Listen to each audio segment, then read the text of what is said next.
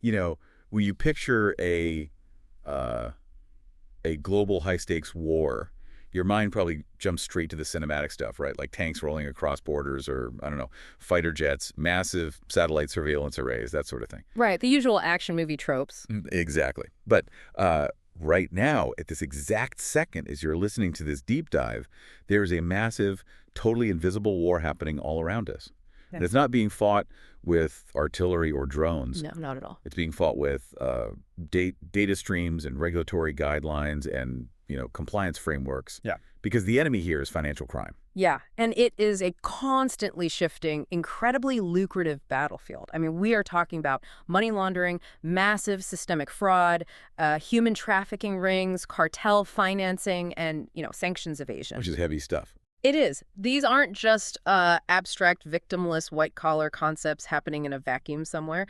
These are the literal financial engines that fund the absolute worst activities on the planet. And, to fight an enemy that operates with that level of global sophistication, well, you can't just rely on local law enforcement. Right. Local police department isn't taking down a global laundering ring. Exactly. You need a highly trained, specialized army embedded directly inside the financial system itself. Which perfectly brings us to our mission for this deep dive. Yeah. We have a stack of official documentation from ACAMS. That stands for the Association of Certified Anti-Money Laundering Specialists. That's right. And we're going to deconstruct their CAMS certification today. That's... Because looking at all these sources, this is widely considered the globally recognized gold standard for anti-money laundering expertise. So, okay, let's unpack this. Let's do it. Because flipping through this material, I realized very quickly that this isn't just, some basic online course you click through on a Sunday afternoon to get a neat little PDF certificate for your LinkedIn profile. Oh, definitely not. It's a rigorous, demanding professional crucible. I mean, it's been trusted for over 20 years. They boast an ecosystem of over 120,000 ACAMS members and 57,000 CAMS certified professionals worldwide. And what's fascinating here is that the CAMS certification, it deliberately avoids just teaching academic theory. Right. It is specifically engineered to train what the financial industry calls the second and third lines of defense, which you'll often see abbreviated as 2LOD and 3LOD. Okay, hold on. Let me stop you right there. Second and third lines of defense. Walk me through what that actually means in a practical sense. Because if I'm working at a bank, who exactly is the first line? Sure. So the first line of defense is the business itself. That's your tellers, the relationship managers, the people actually interacting with the clients and opening the accounts. They're supposed to spot the really obvious red flags. Like someone walking in with a duffel bag of cash. Exactly. But the criminals moving millions of dollars, they are far too smart to get caught by a simple teller interaction. Right.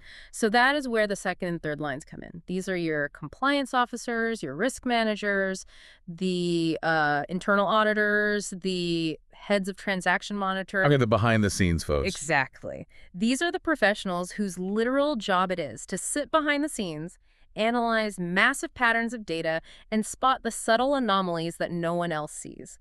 They build the structural systems that keep dirty money out of the global markets. And CAMS is essentially the training manual for those specific people. Okay, that makes sense. So before someone can actually step onto that front line and fight financial crime, they need the right mental architecture, right? They need to know what they're looking for. So let's look at exactly what knowledge CAMS arms its candidates with. They've recently reimagined their modular format to meet today's incredibly complex challenges. What does the actual architecture of this training look like? Well, the architecture is very deliberate, and it's highly sequential. The program is built around 4 essential online core courses. Okay, what's the first one? First is understanding risks and methods of financial crime. Second is global AFC frameworks, governance, and regulations. Got it. Third is building an AFC compliance program. And finally, tools and technologies to fight financial crime. I was looking through these 4 pillars, and it really made me think of managing a biological immune system. Oh, I like that analogy. Right. Because it's not just about building a static stone wall and hoping the bad guys don't climb over it. It's dynamic. If you want a body to defend against a virus, first you have to understand exactly how the virus mutates and attacks the cells. Which is your risks and methods course. Exactly. Then you need to know the baseline health metrics and the rules of the body you're defending. That's the global frameworks and regulations. Once you understand that, you have to actually generate the white blood cells to go after the infection. Right. Building your compliance program. Yeah. And finally, you need the nervous system's fever response to automatically flag when a new threat is entering the bloodstream, which is the tools and technologies module. That is a highly accurate way to visualize it, actually, because you can't just buy expensive transaction monitoring technology if you don't understand the specific methods the criminals are using to bypass it. Right. It's useless if you don't know what you're looking at. Precisely. For example, the training focuses heavily on teaching that first pillar, the methods. It teaches a compliance officer how to spot tactics like smurfing. Wait, smurfing. That sounds like an 80s cartoon, not a cartel tactic. It really does, yeah, but it is an incredibly common laundering technique. It's when a criminal breaks a massive illegal sum of money, say a $500,000 bribe, into hundreds of tiny, inconspicuous deposits scattered across dozens of accounts. Oh, to fly under the radar. Exactly. They do it to evade the standard $10,000 regulatory reporting thresholds. So if you only have the technology pillar but you don't understand the method of smurfing, your radar is going to completely miss those microtransactions. The four courses are entirely interdependent, but the CAMS program doesn't stop at those four foundational elements. They also require candidates to specialize. Right, the electives. This is where you get to customize your antibodies, to stick with our immune system metaphor. Nice callback. Thanks. So included in the cost of the certification are two self-based elective courses. You have to take one sector-specific AML case studies course and one AML regulatory framework course. And I actually love this approach because it prevents the training from feeling like, generic one-size-fits-all corporate advice. Oh, absolutely. Because imagine you, the listener, are a compliance officer at a massive international investment bank. Your daily reality and the threats you face are fundamentally different than someone working at a regional credit union in the Midwest, or someone managing compliance for a digital payments app. Precisely. The electives, which take about 90 minutes each, plus an assessment, provide practical insights that are tailored to those specific industries and regions. It translates the broad, sweeping theory into daily, actionable compliance tasks. Yeah. And it's not just about doing the job better in a vacuum either. There's a very revealing direct quote in the source material from Megan Gonzalez. She's a global head of financial crimes who holds the CAMS certification. What did she say? She points out that the certification didn't just expand her technical knowledge, it expanded her career trajectory and opened up networking opportunities far beyond her daily role and her usual industry connections. Which makes perfect sense when you realize you're joining an active network of 120,000 professionals globally. You are suddenly speaking the same highly specialized language as compliance officers in London, Tokyo, New York. Yeah, the global reach is huge. And this is a big encrypt, right? But with an elite curriculum like this and a network that valuable, you can't just hand over your credit card, create a quick login, and start taking the test. There's a very strict gatekeeping mechanism in place. There is. You have to prove you are eligible before you can even submit an application to sit for the exam. See, I have to play devil's advocate here. When I first read this part of the documentation, I was highly skeptical. Wait, you have to jump through administrative hoops and prove you're eligible before you can even give them your money to take the test. I know, it sounds counterintuitive. Right. Isn't this just a massive elitist hurdle? It feels like they're making it artificially difficult just to maintain an aura of exclusivity. I hear that. But if we connect this back to the bigger picture we discussed earlier, it actually makes perfect sense. Remember, financial crime has real-world victims. The people tasked with stopping cartel financing or human trafficking networks, they need to have actual context and skin in the game. True. You cannot just read a textbook and instantly understand the nuances of global money movement. That is why ACAMS requires 40 eligibility credits just to apply.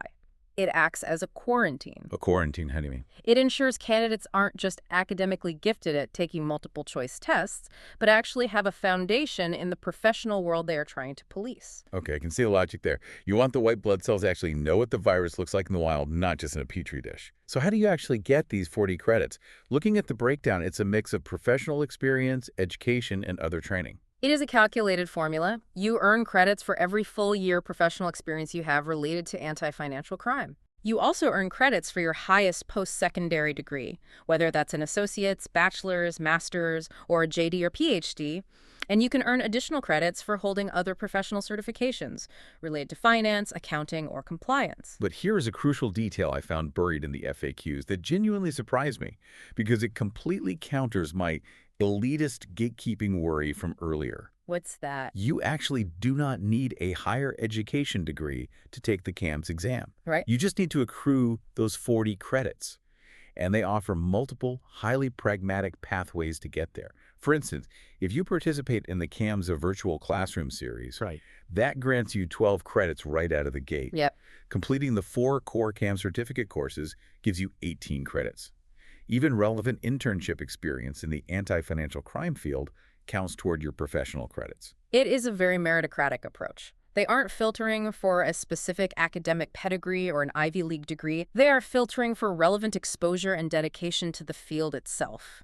They want to know you are committed to the work. Yeah, that's refreshing. And of course, the other non-negotiable requirement is that you must be an active ACAMS member to even submit the application for review. Okay, so let's assume you've done the math. You have your 40 credits, you've paid your membership dues, your application is approved, and you are officially deemed worthy to take the test.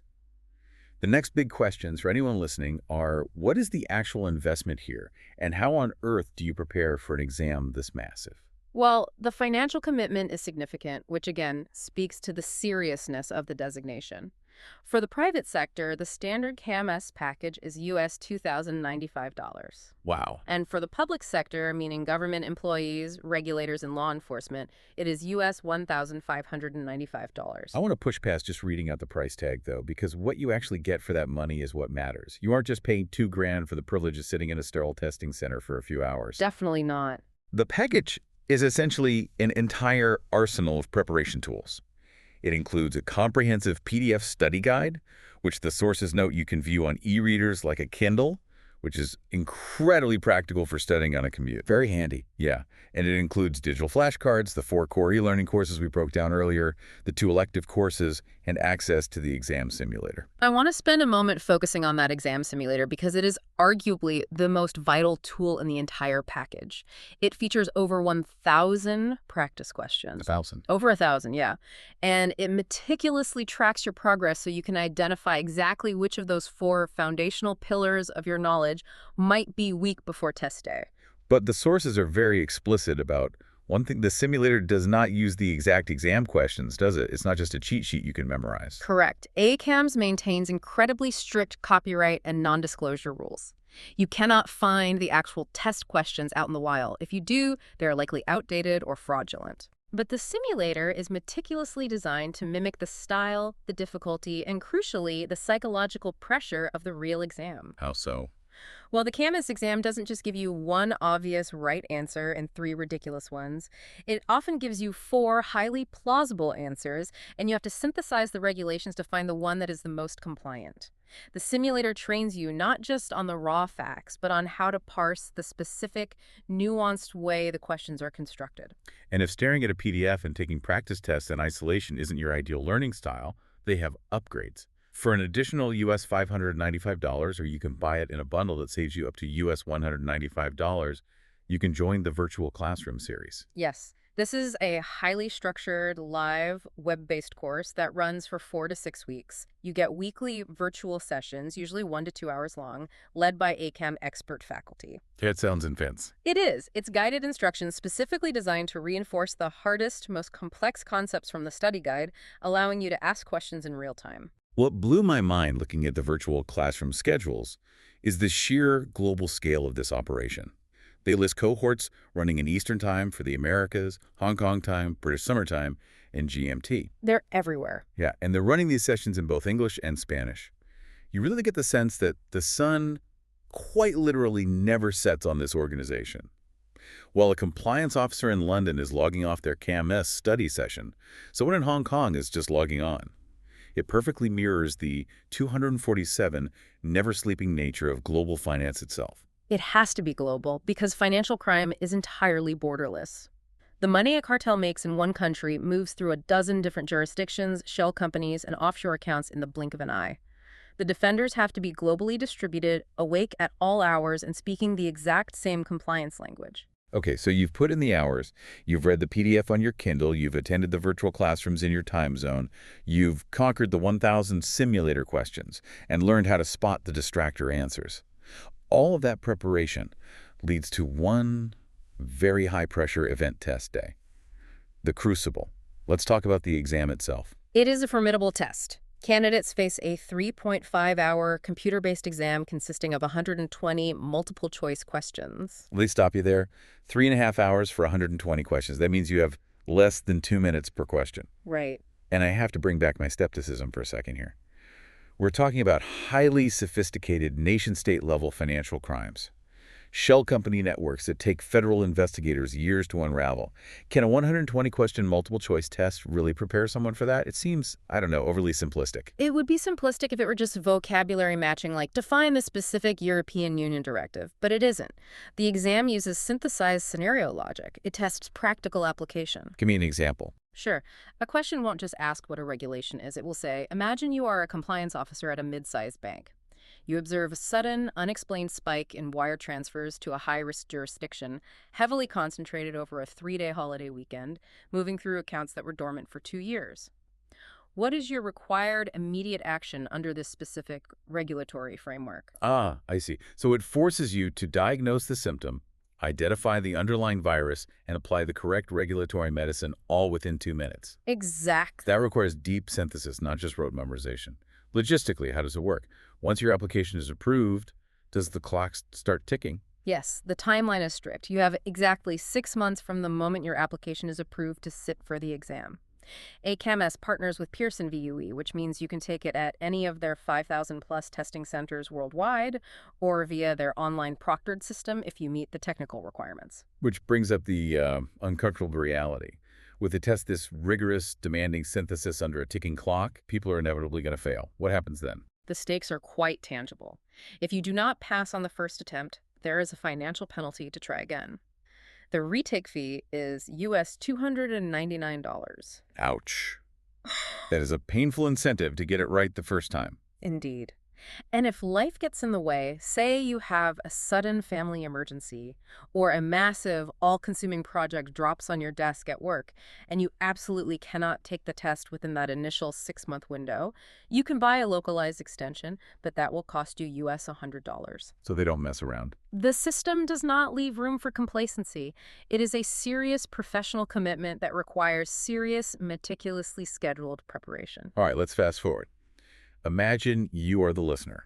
You sit in that Pearson VUE center for 3.5 hours, you agonize over the scenario questions, you parse out the distractor answers, you hit submit, and you pass. A great feeling. You are officially a certified anti-money laundering specialist. You add letters to your LinkedIn profile, you pop some champagne, you frame the certificate for your office wall, you're done. You've reached the mountaintop. Not even close.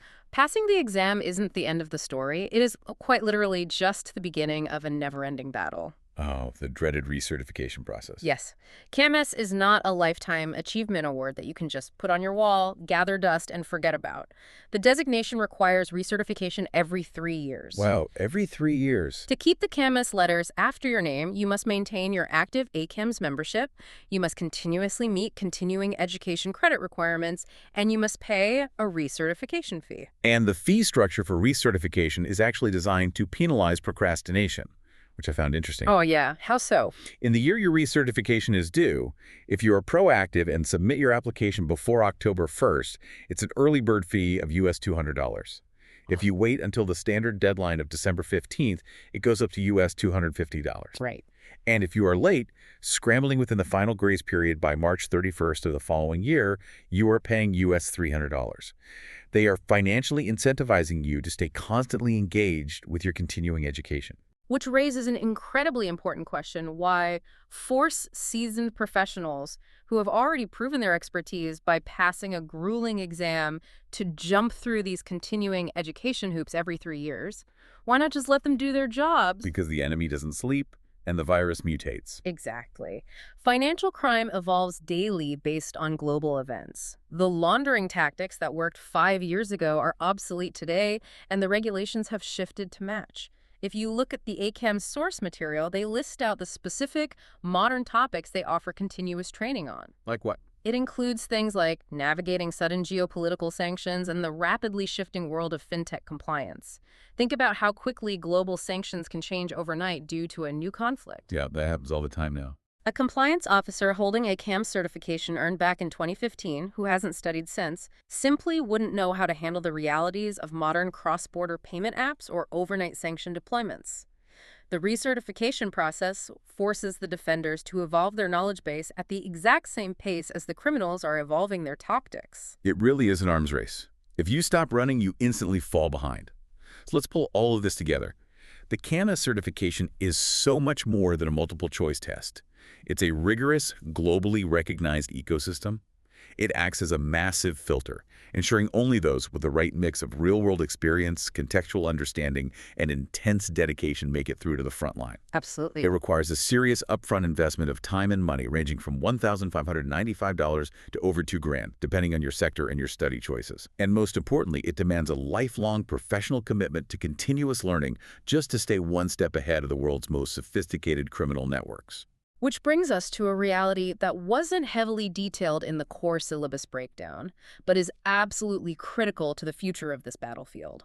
As we look forward, we have to acknowledge the elephant in the room regarding the evolution of financial crime, artificial intelligence, and crypto assets. Oh man, yeah. Financial crimes are becoming increasingly terrifyingly automated. We aren't just dealing with humans manually smurfing deposits anymore. We are dealing with illicit funds operating at the speed of algorithms, executing across anonymous, decentralized blockchain networks in fractions of a second. The criminals are actively using AI to probe for loopholes in bank compliance systems thousands of times a minute. That is a chilling thought. The metaphorical virus isn't just mutating naturally anymore. It's using machine learning to engineer its own mutations. Exactly. So, as this algorithmic automation accelerates, will human certifications like CAMS eventually have to undergo a massive paradigm shift? Ah. Will the next generation of candidates be tested not just on how they personally spot money laundering on a spreadsheet, but on how effectively they can manage, audit, and direct the AI bots that will inevitably have to do the spotting for us? Right. Are we currently training humans to fight crime, or are we rapidly approaching an inflection point where we must train humans to manage the machines that fight crime? That is a wild, provocative thought to leave off on. If the enemy is a self-learning algorithm washing money in milliseconds, your defense better be fundamentally faster than human cognition. It makes you realize just how incredibly vital those second and third lines of defense truly are. Something for you to keep in mind the next time you see a headline about global sanctions, massive banking fines, or a new crypto regulation. Thank you for joining us on this deep dive. Keep questioning the systems that run our world, and we will catch you next time.